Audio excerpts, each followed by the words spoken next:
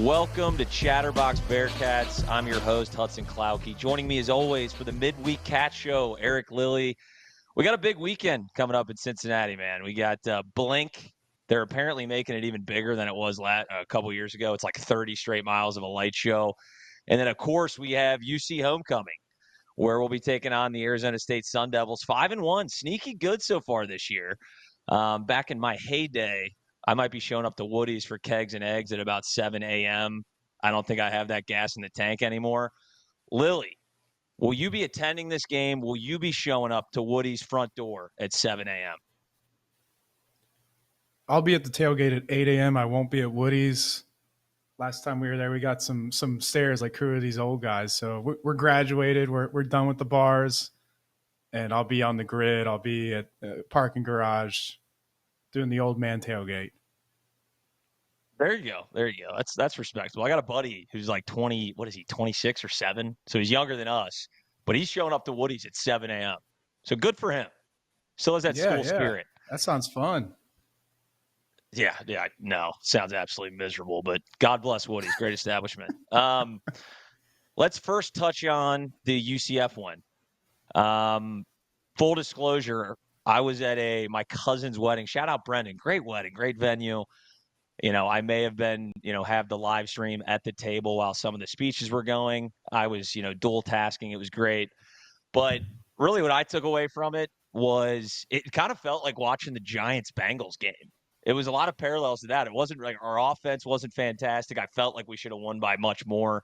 Kind of a gross win, but a win nonetheless. What did you think? What were your thoughts after the UCF one?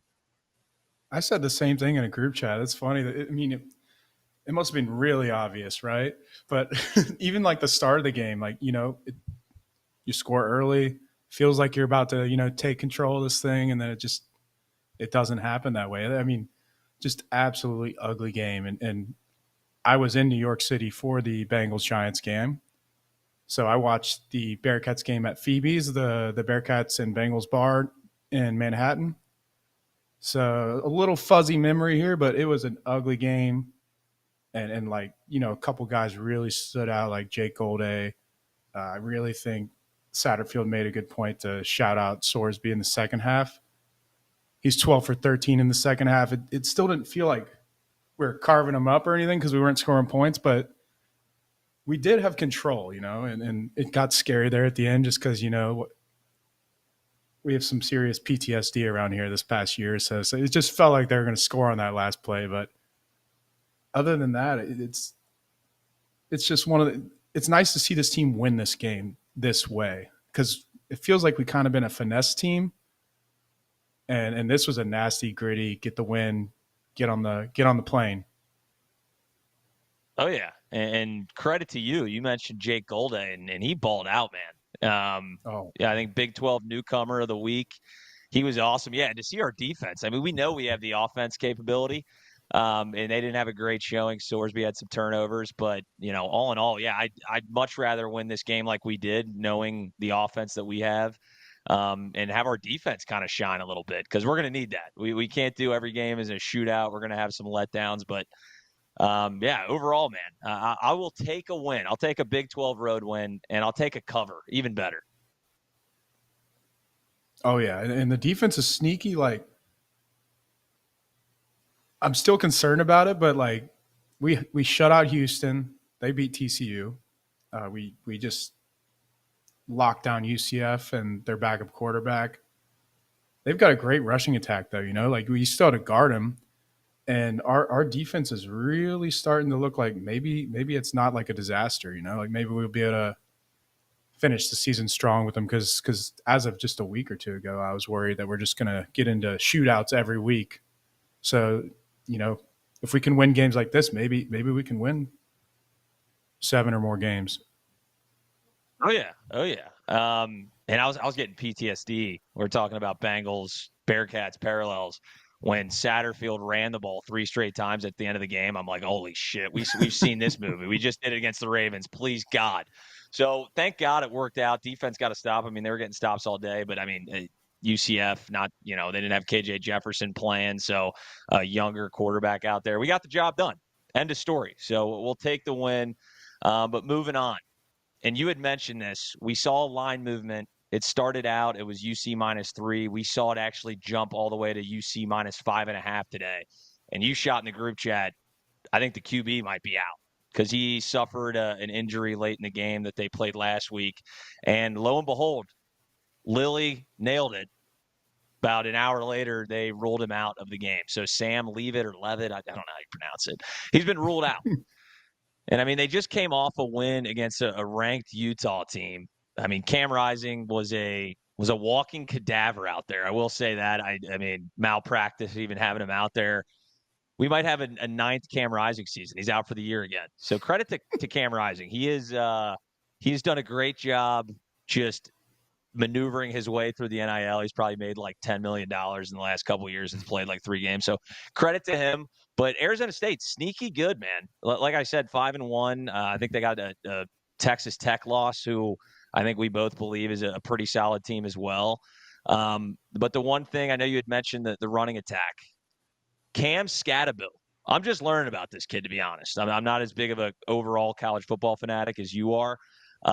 Went for 262 yards against Mississippi State. I think the kid's got like 800 yards rushing at this point in the season. We're heading into week 8. Shout out to the white running backs out there, too. I was like, am I looking at the wrong picture here? What is this, Cam Christian McCaffrey? I mean, this is incredible. So I'm definitely worried about Cam Scatterbox. What are your thoughts on him? Do you think our defense can at least keep them in front of them and not get the ball ran down our throats?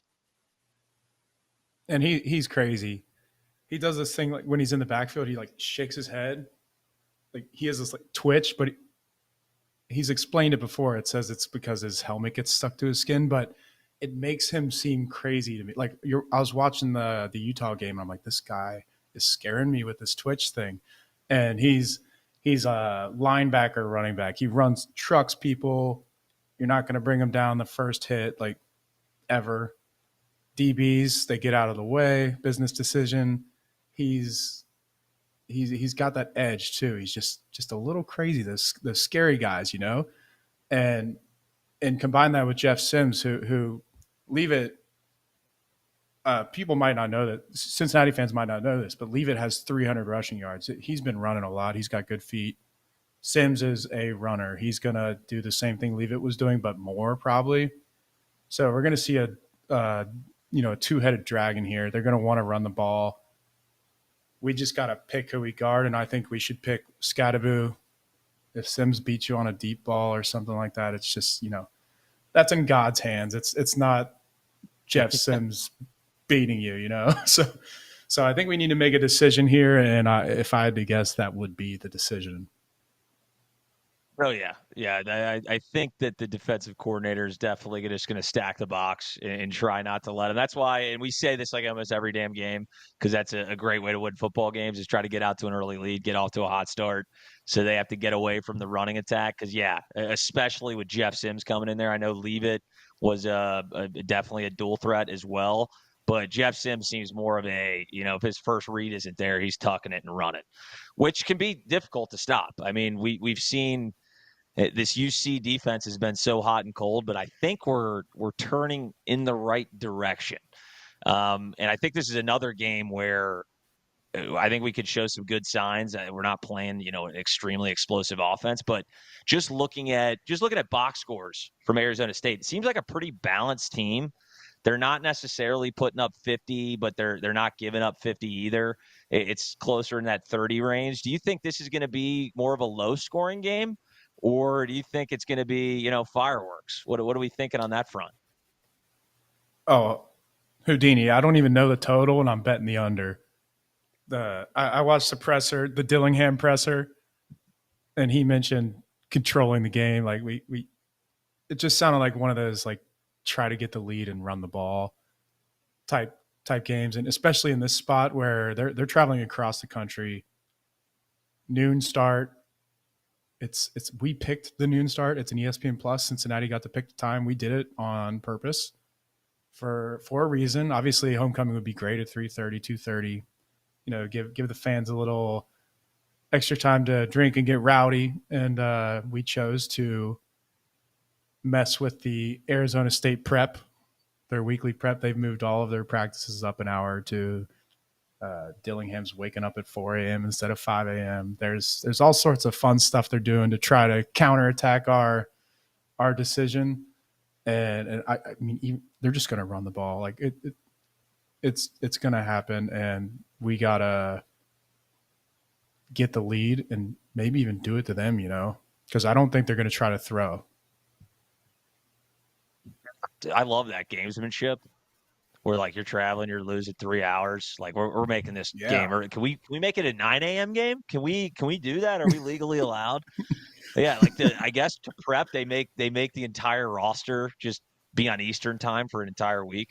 That's a good point. I didn't even think about that. Obviously, with the weird conferences where regions mean absolutely nothing anymore. It's just pick a state and they might be in the Big Ten. Like it doesn't matter. We got USC in the Big Ten for Christ's sake. So what do you think as far as a weakness to this team? What should this UC offense attack? Because like I said, they seem to be a relatively balanced defense, but what do you think as far as where we can find our edge offensively? Get our groove back. They're not like Texas Tech brutal at guarding the pass, but it's very obvious that they are worse at it than guarding the run. Like either, I don't know if it's a decision on we want to guard the run or if they don't have the personnel, but the game on paper is a side I look at a lot for analytics and stuff like that. And there's a lot of purple for their pass defense and a lot of green for their run defense, which is kind of similar to UCF, Texas Tech. We've been playing teams like this all year. Like I tweeted about this earlier. Every game we've played, I'm not counting Towson, every FBS game we've played this year has been against a team that is better at guarding the run, whether it's elite or just slightly better. So I think we're going to throw the ball and try to attack that. But it wouldn't shock me if we do get a lead, if we try to settle it down and, slow the game down, run the clock, let Arizona State make a mistake when they inevitably have to pass if we do have a lead. Yeah, I agree, and I just want to get the Sorsby Heisman train back going. I know we're 4-2, but I don't care. Sorsby's been so awesome, and he had he did what he had to do to win the game, but it wasn't anything spectacular last week. So I want to get the Sorsby mojo back, get this offense firing on all cylinders. I think we got a good chance to do it. Are we taking? I think we've taken every spread. This one gives me a little bit of pause. Minus, I just saw some sports books have it at -5.5. Are we taking this bet, Lily? I think we got to do it. But yep. I'm going on the under for sure. I don't care what the number is. I'm in. I think I'm in. Maybe control the game. Either way, win or lose. I think whoever's up is going to try to kind of control the game, kill the clock. Both teams are kind of similar. Like culture, we're trying to get the most out of our players. Sun Devils they're like a year ahead in my opinion. I don't think they're this good, but they are this good because of they're bought in. Dillingham is like he's an Arizona State grad. He knows the area. He's not skipping steps in their rebuild. And I thought they might be good next year. This has been pretty surprising this year, but and us, we're trying to, after last year, we're trying to build up what we're doing here. And so it's kind of a clash of culture and both teams can run the ball. So whoever gets the lead, I think they're going to try to control the game. Yeah, and he was fired up after that Utah win, man. Yeah. I like him. He was like, I like him. I think he I do too. Like usually you're like, oh, this guy, like, Gus Malzahn, what blah, blah, blah. But this guy, I mean, he seems to be moving Arizona State in the right direction. His energy is contagious. So hopefully that time difference will throw him off. He'll be a little groggy. Maybe he takes an Advil PM to get some rest, and he's half sleeping out there like the rest of the team. I wanted to get to this. Stat of the day, new segment. Maybe we'll get like a voiceover like the stat of the day. We'll work on that. We're workshopping it. That's all you, Chuck. Lily, you're always, yeah. Chuck, figure that out in post-production. Yeah, shout out Chuck, by the way, on the ones and twos on a lot of these shows. So shout out to him. But you always have a lot of good nuggets on Bearcat Bunch is the Twitter handle. If you're looking for any, analytics, PFF, all this good stuff strictly about UC, check them out and follow them. But you always have a number of them, so I wanted to get this in here. Stat of the day. What is your stat of the day for this week? Now, forced fumbles kind of fluky, but when teams have crazy outlier forced fumble seasons, they always take credit. Like, we were teaching this all off season. This is a part of our culture, right? We're punching the ball.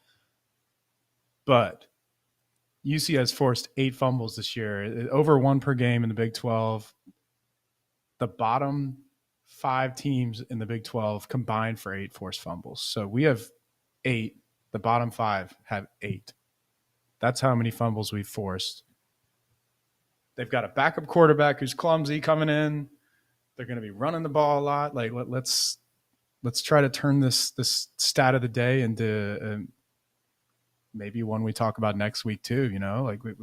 Let's see what happens. I like it. If we see fumbles, throw a parade for Lily. If we see some fumbles out there, I do love that. Like they claim they're coaching. It's like, no shit, we're coaching it, dude. We want the football. Go ahead. You're about to say there's something. Nothing better than being in the upper deck and yelling ball when you see it on the turf. Especially with all these, it's homecoming, man, and UC does not take homecoming lightly, man. The fans will be out there. Lily included. I will not, unfortunately, be there. Me and Chuck will be doing the post-game show. But yeah, I love that stat. My stat of the day, it actually should be stat of the week, I guess, the way we're doing this. My stat of the week is literally just the Big 12 standings. So we're heading into week 8. We're tied for 4th place in the Big 12, man. So we're 2-1. It's still super early. We have a 1-point loss to the 20th ranked Pittsburgh team and a 3-point loss to a 5-1 Texas Tech team. Woulda, shoulda, coulda, but after what happened last year, we're like 2 plays away from being undefeated and literally being ranked. So I just want to give a little bit of credit while I still can, because this season could flip upside down. I have faith in this team, and I'm excited where we're at right now because, like we were talking about, a lot of these teams are very similar, man. There's not like we got BYU and Iowa State who are still, I believe, undefeated. Yeah, 6-0 teams. So other than that, a lot of the rest of this conference is very similar teams. If you can edge them out by, a couple of plays here and there, these are all very winnable games. So I just like where we're at. Tied for 4th. We were picked 13th. So I'm feeling pretty good. And Arizona State's right next to us. We're both 2-1. So pull this one off, and you're 3-1. Maybe one of those 3-0 team loses, and we're right there. It's crazy. I agree, man. I know we said it last week, but this is a big game. Every game's a big game. We know this, but this is a big one because you're right. Arizona State's right there, neck and neck in the standings. We win this, we're 3-1, and then next week going to be another big one, man. We got Deion Sanders and the boys at Colorado. I am excited about that. I don't know if I know there's a number of Cincinnati people actually traveling out there. I don't know if you're going. I will not be going. But that's going to be a blast. That game sold out in it was 3 hours the tickets were up. I'm sure there's, plenty of resale available, but that should be a good one out there. It was actually the most expensive Colorado ticket this year because it's family weekend, and a top 10 expensive ticket in the country before the season, probably because of that as well. But that'd be funny if it just ends up being a huge game.